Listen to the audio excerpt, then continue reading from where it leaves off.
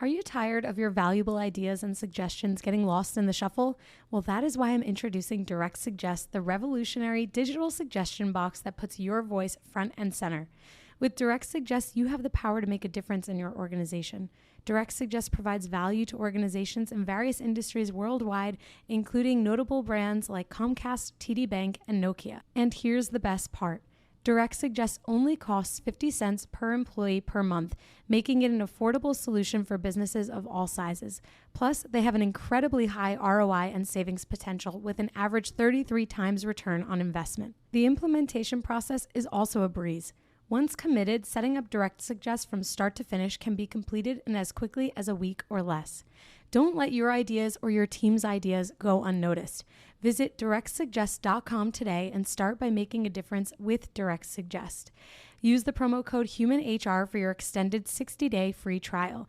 Again, visit directsuggest.com to learn more, and remember to use promo code HUMANHR for an extended free trial.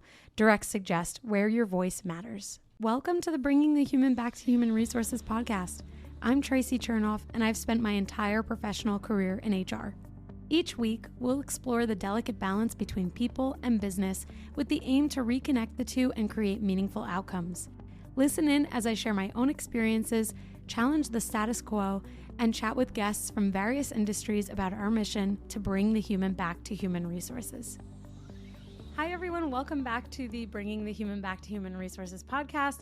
Thank you so much for being here for another week. I'm super excited about this topic and this guest because actually my guest today is an employment law attorney and the first employment law attorney to ever grace the podcast.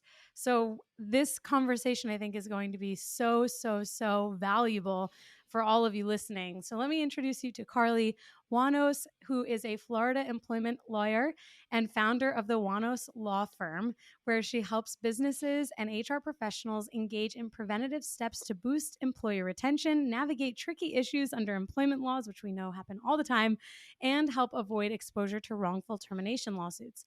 Karly has litigated employment cases for over 15 years and has found that many HR professionals and employers need education on employment laws.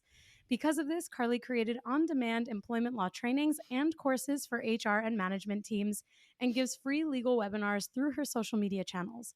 Karly is also the host of the Employment Experience podcast, where she shares her insights and interviews guests on leadership, management, and all things employment law and HR. And I was very lucky enough to be a guest on Karly's podcast recently. So Karly, I'm so glad that now you get to be on mine and that we get to talk, really pick your brain, but talk all about employment law and how this affects the state of the workforce and the workplace. So thank you so much for joining. Yes, absolutely. Thank you so much for being here. And it's great to speak with you again. Yes, likewise. So we are, just to kind of set the stage, we're going to be talking a lot about harassment and discrimination prevention and just in general harassment and discrimination in the workplace. We'll, of course, navigate to those pesky toxic managers that creep up, or toxic employees even that creep up sometimes in these situations. But I would love to first start off with an explanation of what harassment is and what discrimination is, because so often, I know I'm not alone in this, there are claims from employees or individuals that something is harassment when actually it doesn't meet the definition of harassment. Right. You're exactly right. So, when people say, someone's harassing me, someone is discriminating against me, you can use that in everyday life. But then there's also the legal definition of discrimination and harassment. And a lot of times it's different. I always say, my child says that I'm harassing him when I take his iPad away from him too soon. Like, no, that's not the legal standard for harassment. I'm sorry. But the key point with discrimination and harassment is that it has to relate to a protected class. And so, that's the gender, a national origin, religion, disability. There's several others. What am I missing here? But they Age. Yeah. age exactly. So, but they have to relate to a protected class, and very broadly speaking, discrimination is essentially treating someone differently because of their protected class. So in the terms of anything to do with their employment, really. So it's not just firing, but it's hiring, promoting, schedules, how much you pay the person, changing their work location, things like that. So, anytime you're Hmm. going to be singling someone out or treating them differently because of this protected class, um, that can arise to discrimination or harassment. Harassment, on the other hand, is a very high legal standard. I think a lot of people might be surprised to hear how high the legal standard is. And in going through the case law, there's so many just kind of horrifying fact patterns that the court said don't rise to the level of harassing conduct. So, but that's not something I always say for businesses to kind of rest on, because anytime that there's inappropriate comments, jokes, touching, things like that, you're going to get sued, even if it doesn't Hmm. rise to that high level. So the goal is to be aware of it, to train your management team so they know what to look out for, what to do and what not to do, and then get it resolved immediately so it doesn't escalate. Right. No, it makes total sense. And thank you for breaking down the definitions and the understanding there. One thing that I've seen throughout my career is this additive of using bullying in addition to harassment, so that in different companies, they'll include harassment, intimidation, and bullying as one kind of clause in their anti harassment and anti discrimination policies. But to your point, there has to be some evidence that the decisions or actions taken are based on, the person's protected class.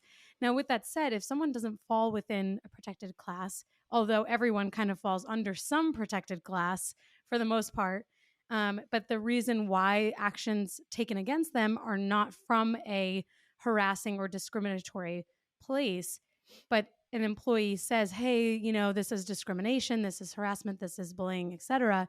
How do you typically recommend HR leaders or business leaders navigate those conversations so that they are leveraging the facts and the policies while also, seeking to mitigate whatever could come of that type of conversation? Right. So, from a legal standpoint, if let's say an employee comes to the HR department and says, I'm being discriminated against, and that's it. Because I've defended these lawsuits. That's not legal discrimination because they haven't linked it to a protected class.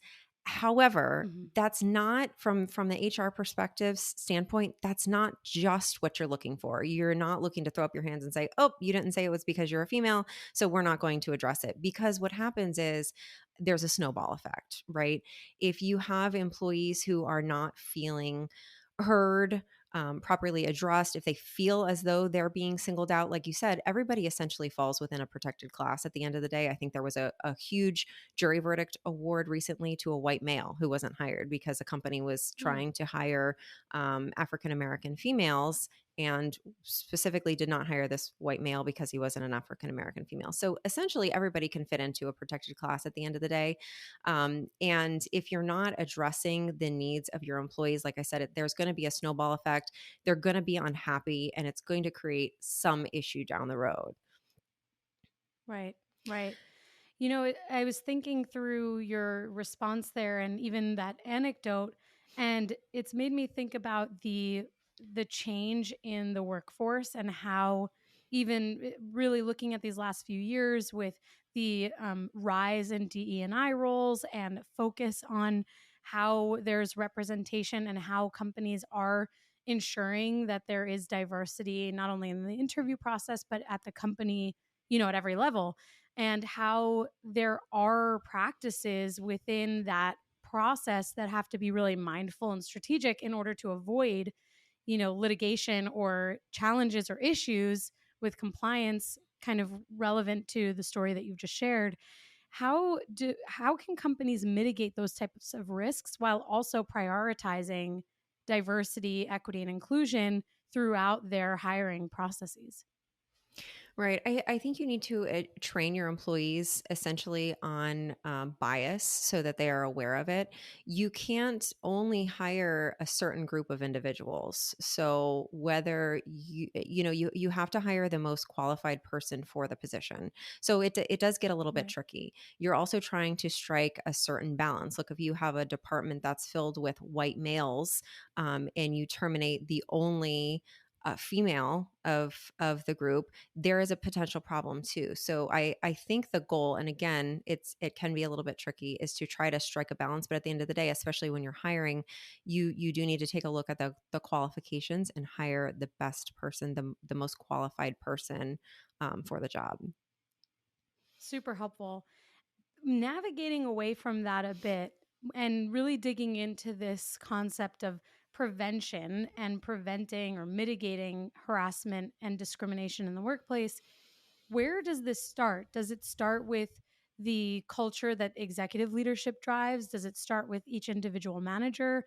How can companies, whether they're large, small, private, or public, ensure that there is a culture of anti harassment and anti discrimination?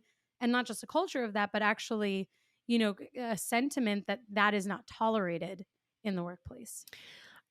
I think it starts at the top. I think in our last conversation, I think you had a different opinion. So I'm curious to hear what you have to say on that.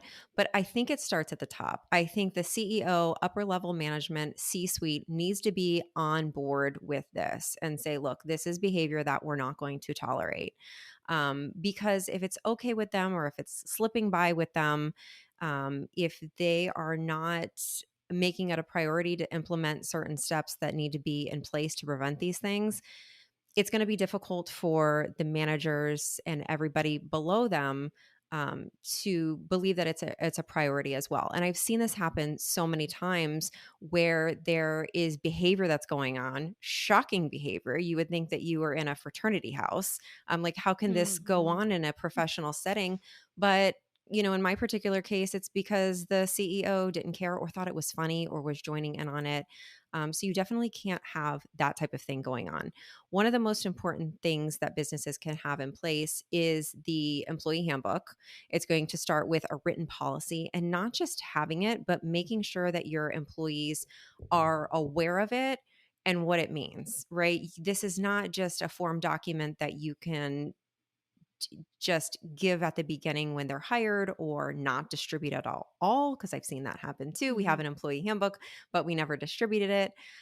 Make it available for your employees, refer back to it, and then taking it a step further, I highly recommend training your management team and your employees on the policies. So the do's and don'ts, what to look out for, what is not allowed in the workplace, not tolerated in the workplace, and what employees and managers can do if they see it taking place, right?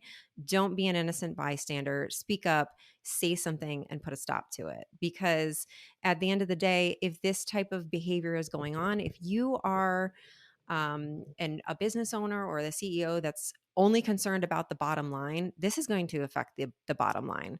People are going to become unhappy at work if there's harassment going on. It's going to decrease morale, which, as you know, is going to lead directly to turnover and lowered productivity. Mhm. So I think the policies, number one, need to be in place. It needs to actually be implemented, and then your team needs to be trained on how to use it. No, I definitely agree. I think what I probably said the last time we spoke, if I were to get this right, is that culture is kind of driven by everyone and that it doesn't necessarily start at the top. Although I think my opinion on this has changed a little bit because if a culture is not established, it can't be grassroots. Like there has to be an establishing party, which is typically your executive leadership. But I do agree 1,000% that having a culture against harassment and discrimination and retaliation and all of that stuff does start at the top because we can't expect an intern or an employee that is fresh out of college to set the standard for, or anyone, doesn't matter what age they are, to set the standard for what is tolerable in the workplace. This has to come from not only HR, but also the other business leaders in the organization. which leads me to another thought here that, one of the things that you mentioned is this idea of training and how we coach and help our managers to understand what is okay, what is not okay, tolerable, intolerable. And I wanted to share a story that is from my past. So there was a situation where, um, in a past employer, there was a manager and a couple employees in a meeting with a customer, with a vendor, I should say, and like someone external that was not employed by us. And the vendor made inappropriate sexualized comments toward one of the female employees. And the manager didn't say anything in the moment. There was no course correction. There was no, hey, let's stop this. This is inappropriate. And there wasn't really, from what I can remember, this was a while ago, from what I can remember, there was no checking in with the employee about how they felt.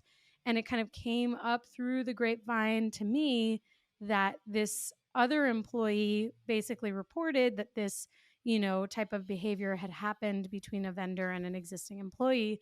And of course, there had to be an investigation into it. And because there was a third party involved, we had to get their HR team or whoever it was. I think they had an HR team. We had to get them involved about, all of the standards around, anti harassment. So with that story, I think my next question then is, obviously, that is not the right thing to do for a manager. A manager has to act when something like that is happening. But what would you say managers need to do if they are trained? Like, how do they actively participate in uh, mitigating these things, but also addressing them when they see them? Right. So, in that situation that you just described, that was an excellent example because the manager was probably so uncomfortable. He or she didn't know what Mm-hmm. to do and didn't know how to handle it. And companies are responsible to protect its employees against not only sexual harassment between the employees, but for third parties as well. So, clients, vendors, the company has an obligation to speak up and put a stop to it. So managers need to be trained and empowered to, number one, be able to identify. This manager may not have realized that it was a harassing type comment. I don't know. He may or he may not. So that's number one, to be able to identify it. Mm-hmm. There are so many times I hear in my practice, it was just a joke. She knew I was joking. Well, Mm. it may have been a joke at the time, and she may have known that you were joking at the time. But what happens a couple months later when she's fired? It's no longer a joke and it's no longer funny, and it Right. turns into a sexual harassment claim. So I think managers need to be able to identify and then need to be trained on how to address it. And that's going to depend on obviously the particular situation, who it is, what was said, and the type of relationship with the company. Do you say something immediately? Do you call this person after the fact? It needs to be addressed. And then, depending upon the severity, an investigation does need to take place because, like I said, the company has an obligation to protect its employees and to put a stop to it and make sure that it doesn't continue to happen. Right, right. Yeah, that was a shocking moment in my experience because I remember thinking, well, this was so obvious. Like, this is Mhm. like what you get in the training materials, like a perfect example of what could be sexual harassment. And there was a part of me that was really shocked that the manager didn't say anything because even if it was like, oh, well, let's not get carried away here, let's keep it focused on business, something that even if it is a little bit more of a humor based approach to kind of just like settle the dust until other things are handled, there still would be something said. And I remember, again, this was a while ago, so the parts that I do remember are a little grainy, but I do remember asking, like, what is the takeaway here? What have we learned going forward? Because when a manager tolerates something like that in front of, whether it's employees, vendors, doesn't matter, it does send this message throughout the organization, throughout the department, regardless of how big or small, that that is okay. And that Yes. means that it can happen by others, from others. Yes, exactly. You're exactly right. So this is okay. Others start doing it, and then the negative culture starts to expand. And now you don't have one Mm-hmm. person making that kind of inappropriate comment. You have everybody. So this is the kind of thing that I address in my trainings and give different examples so that you can have actual practice on what to say and how to say it, depending upon the situation and who you're in front of. I mean, is it ongoing Right. comments that you need to step in and say, hey, wait a second, that's inappropriate. Don't say those types of things, and set an example for everybody who's in the room?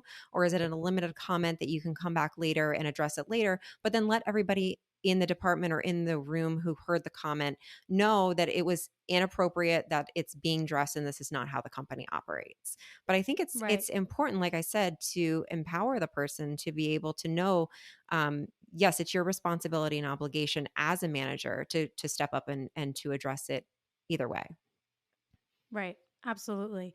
One of the things that I was thinking about as you mentioned what you experience in your practice is this idea of like, some maybe looser cultures, that there are cultures out there, there are organizations, especially in smaller organizations or small businesses, where a lot more goes, a lot more is tolerated than what you would find in, like, I used to work for Target. Not, I mean, that the standard of excellence was so clear. Like, it was not a loose culture. There was no joking about anything that could be perceived as inappropriate.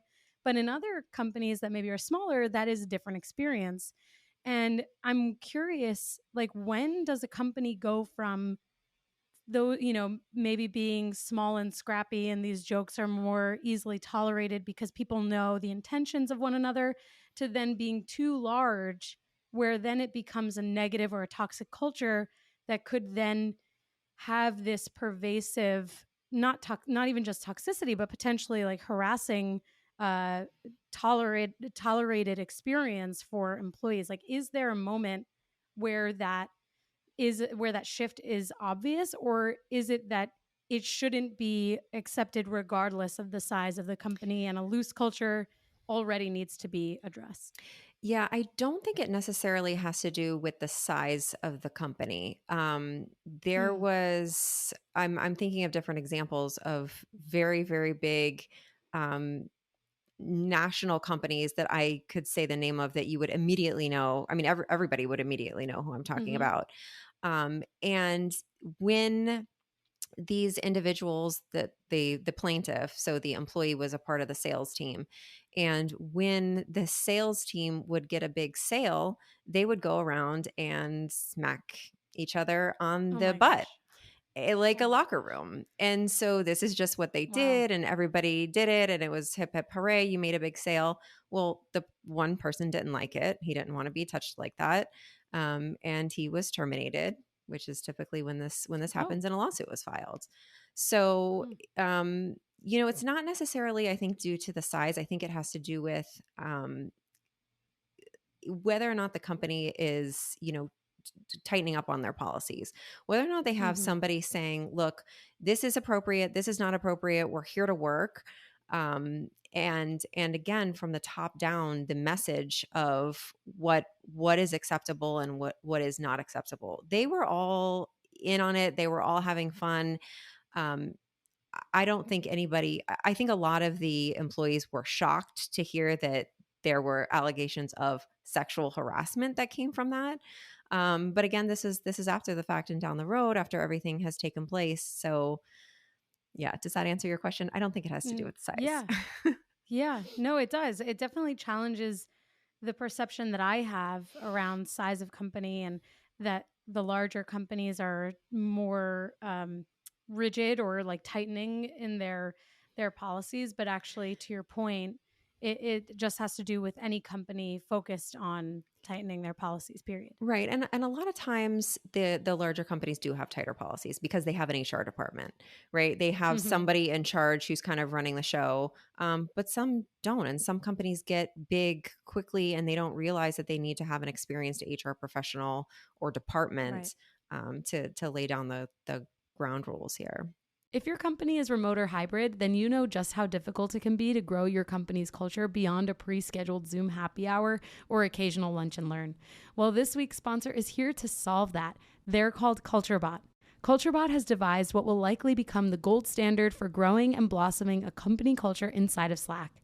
The app is like a sidekick for any HR or people professional, automating a lot of the mundane tasks you probably are forgetting to do on a daily basis. Things like birthday and work anniversary celebrations, team shout outs and kudos, employee introductions, and remote games. It even has health and wellness tips and conversation starters. If that piques your interest, this will get you even more excited. Today, I'm able to share a special promotion for listeners of the podcast. You can get your first 6 months of CultureBot for 50% off. Plus, if your team is under 25 employees, CultureBot is free forever. So if you're looking for a way to create a culture of appreciation and drive increased engagement and togetherness across your team, I definitely recommend checking out CultureBot. Go to getculturebot.com/humanhr. That's getculturebot.com/humanhr to get the offer. Plus, I've added the link in the show notes so you can just click right there. Now, let's get back to the podcast. Right.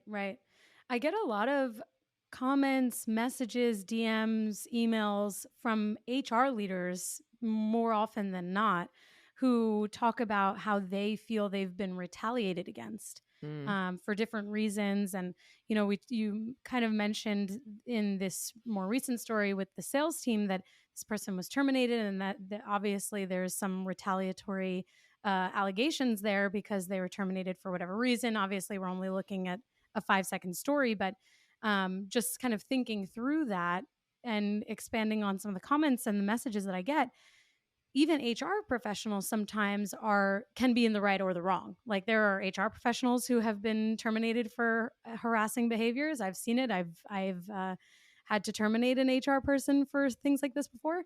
And then there are also HR people who are advocating for other employees, but not necessarily advocating for themselves.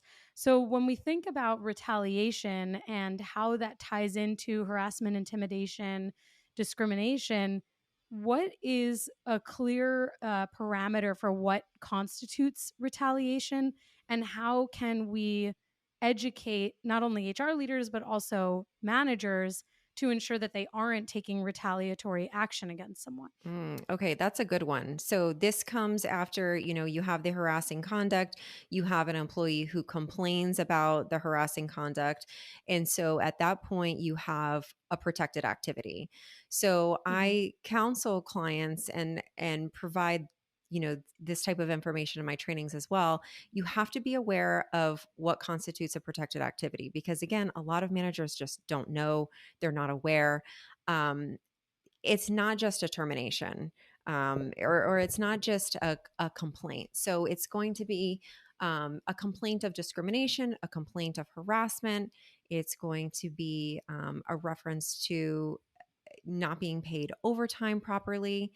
And so when this is done, the manager needs to be aware. So have the educational training to know that this was a protected activity that this employee has now engaged in, and there cannot be any retaliation towards this employee, meaning adverse actions. So Mm-hmm. don't terminate the employee who complains about not receiving overtime. I've had this happen. An employee filed an EOC charge, which is a protected activity, and the company was like, "That's ridiculous. They had blatant lies in this charge, fire them." And they fired them because they filed the EEOC charge, which for a company who is not educated on the employment laws, I can see how possibly that might make sense in their mind. But Mm-hmm. you need to know that these types of actions are protected under the law, and once an employee engages in them, there can be no, it's not that there can be no adverse action against them, but you need to be careful when taking an adverse action against them. Right. Absolutely. I was thinking about an experience that I had back in my Target days where someone had filed like an OSHA complaint and it was total bogus. But I remember saying to the manager that we could not, like, because I think the manager kind of similarly was like, all right, we're done with this person. Let's just terminate them. And I was like, whoa. We are not terminating them because they leveraged their voice Mm-hmm. and filed a complaint. Like, see this through. If it's false, it's going to come out that way. There's going to be a whole audit and investigation. It's going to be fine. And obviously that's what ended up happening. But I'm sure it happens so much more often than we realize, that people are just terminated for, leveraging their voice or making a complaint when actually they shouldn't be, or potentially shouldn't be. And it looks like you're about to say something, so I'll pause because I had a follow-up question to this. No, it's okay. It comes up a lot too when the employees aren't using the legal terms, right? So like let's say they're requesting Mm, an accommodation under the ADA. A lot of employees aren't going to say, I have a physical or mental impairment. I am requesting an accommodation under the ADA, mm-hmm, to which the manager or HR professional says, oh, this is a protected activity. It comes across in the form of, I can't get to work on time because I'm taking medication that makes me sleepy, or I'm right. having this issue. Right. So a lot of times it's more descriptive. And that's how companies get into trouble a lot too, because then when they fire the employee because they're not showing up to work on time, the employee says, hey, wait a second, I made a request for a reasonable accommodation, which is a protected activity, and you fired me because of it. So Mm-hmm, that's another thing that I tell companies to look out for a lot is kind of um, the everyday lingo that employees use in engaging these and making engaging in these protected activities, and to be aware of that, right? Things like he's treating me differently, he's singling me out, he doesn't like me because A, B, and C. Those could all mm-hmm. be complaints of discrimination and not so obvious to people who don't have the training on that. Yeah, that's such a great point. I'm glad you brought it up because I've spoken about this a few times that HR has to be able to lean into the gray area and Hmm. lead in the gray. And it's not to say that we have to be mind readers, but you have to know when there is a potential red flag and to know when to read into it and to ask the right questions. That's always what I say is that it's you could ask a million questions, but it could be a million questions that give you no information. And recently I did a podcast episode on like accommodations and the ADA and that so much and it kind of reiterates what you or validates what you just said that so much of that process does come down to asking the right questions. If someone says that they need to sit down for 15 minutes every day, the response isn't okay, no problem. The question has to be, is everything okay? Let's make sure we go through the interactive process so that I can make sure that we fully understand what your needs are.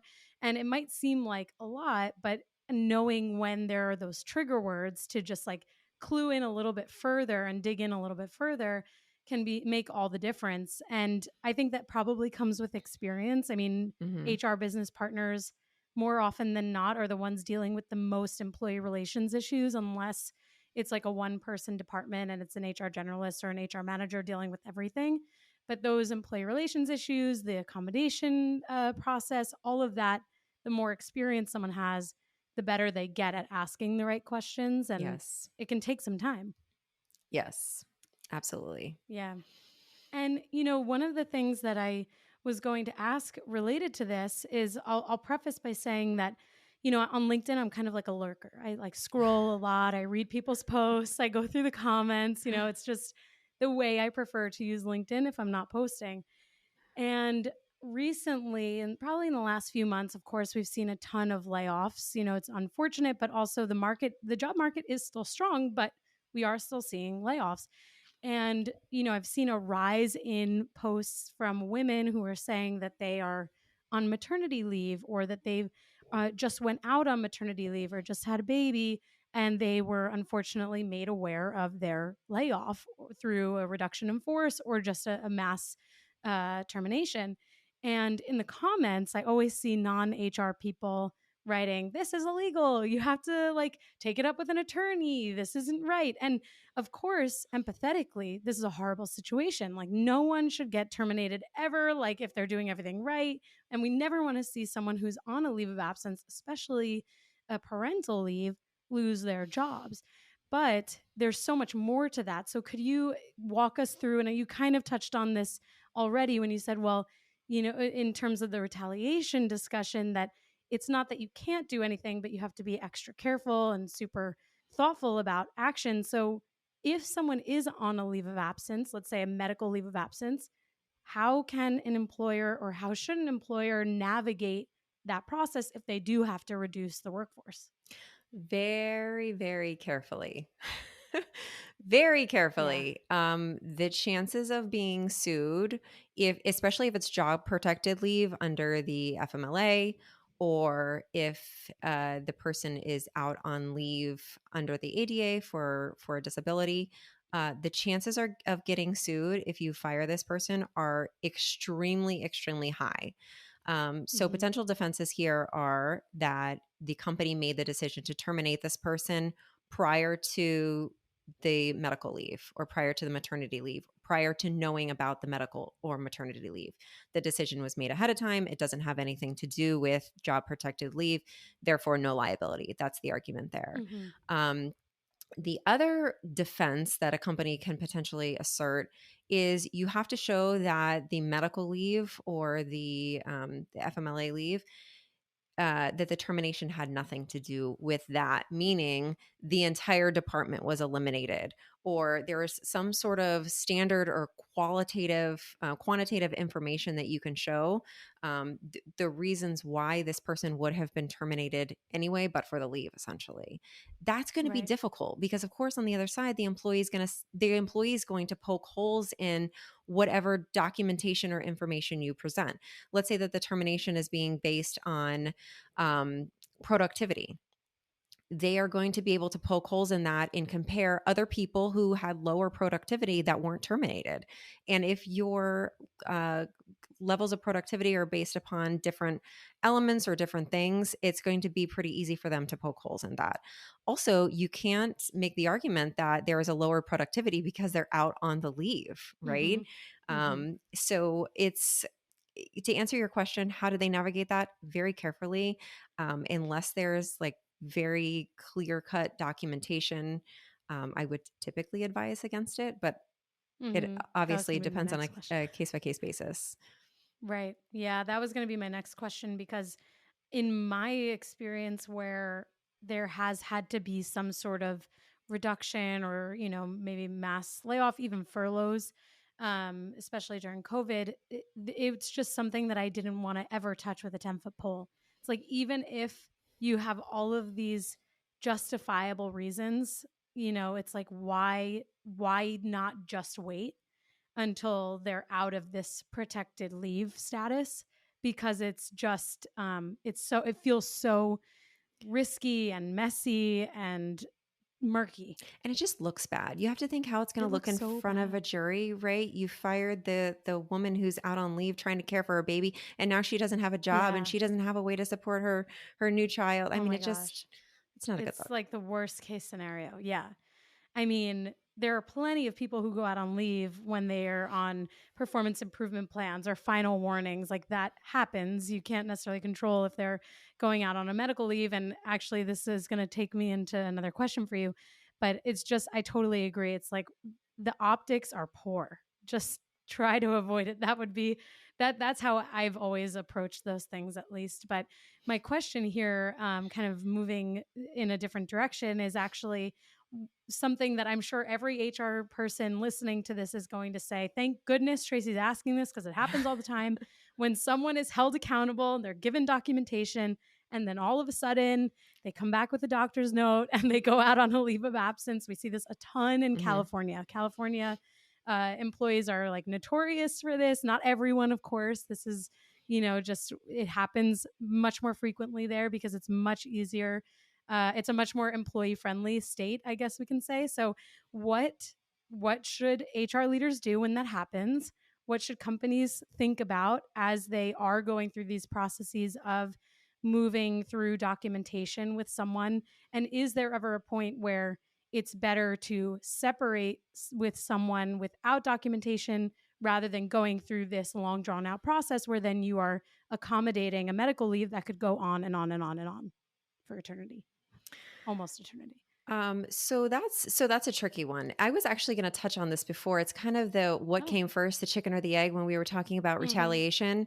A lot of it comes Mhm. up when you're having a performance review and you're saying, "Look, your performance is subpar. You really need to improve." And the employee says, "Well, it's not my performance. It's because I am held to higher standards because I'm being singled out. I'm being discriminated against." So it's a little bit of what came first, the chicken or the egg. But in your example, um, I always want to see the documentation that you have in place. If there are ongoing performance issues for a great period of time, I obviously think that the company is going to be in a better place to terminate. as opposed to if you have a 15-year employee who has never had any performance issues and there's just this one blip that they have, and then they go out on leave and then you terminate them, that's probably going to look bad too. Mm-hmm. Also, Mm-hmm. to take into account what did they do? Was it something minor, major? How long have they been with the company? How good is the documentation? Is it being disputed? Can you actually prove it? All those things kind of come into play. I think though, when Right. you do have an employee who requests, so when you're talking about going out on leave, are you talking about like FMLA leave or leave as an I have accommodation? seen, yeah, I've seen a lot of these like medical leaves from the stress leave, Mm. saying that there's like anxiety, like mental health leave. I saw that a lot with California employees, not as much in other states, but the stress leave was a big one. Yeah. Yeah, so I just saw another attorney post something on Mm. social media. I don't know if you know what I'm talking about, but basically she was saying if you need to take leave for childcare, if you're having childcare issues and need to take leave, you can take leave under the FMLA and say that you have anxiety. So I thought that that was kind of Mm. interesting. But the Wow. point is that employees are becoming more and more aware of what their employment rights are. They are Right. more and more aware that anxiety and depression are considered uh, a serious health condition under the FMLA. That they can Hmm. take, I'm sorry, under the ADA, that it can be considered a disability under the ADA, and that they can Hmm. request leave or accommodations because of that. So, and that's tricky, especially when they're saying that their anxiety is caused by something at work. It's so Right. intertwined, right? Like, how do you untangle that? And again, my answer is going to be very carefully.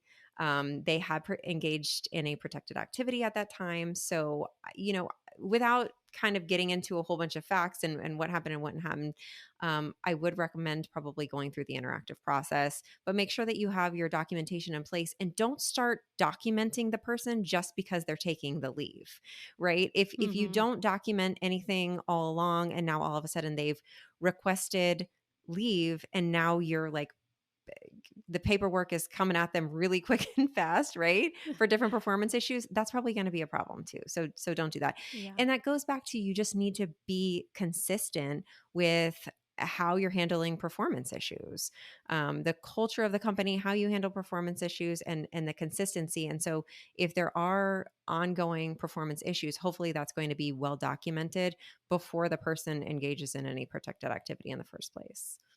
Right, right. That's super helpful.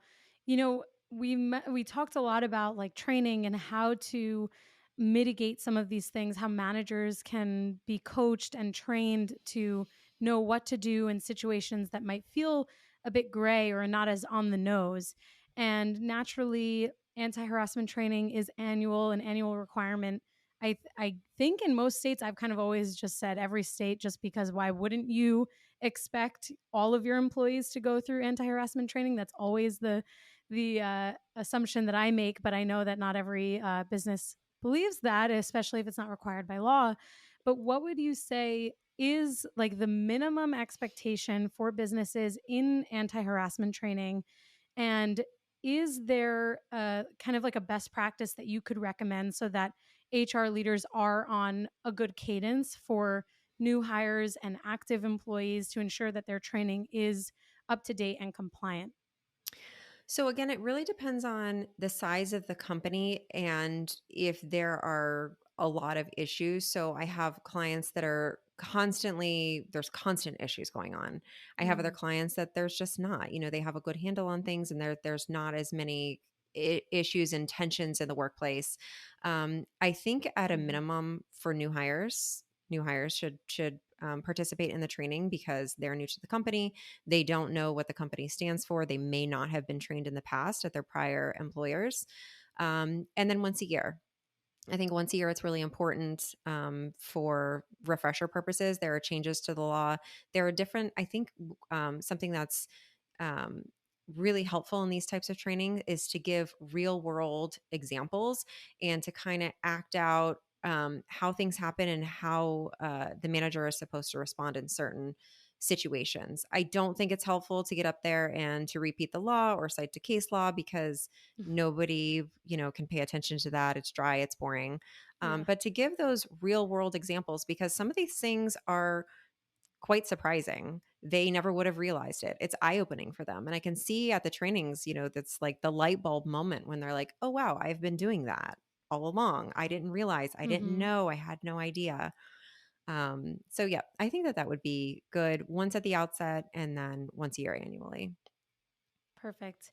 And I think my final question for you here today, and I so appreciate that you have helped us navigate a plethora of topics within this one large subject matter. But the final question that I have for you here is, if you, with your clients that you've worked with, if you have seen a difference in potential harassment claims or even employee relations issues with employers that have gone remote. Is there any inclination that remote work reduces the potential for harassment and discrimination? Is there no difference? Is it just that it's the same but in a different environment? Like, what have you seen, if anything? So I've read a couple articles, and this was a couple years ago at the beginning of the pandemic when everybody was starting to work remote, that remote work actually increases the instances of discrimination and sexual harassment claims.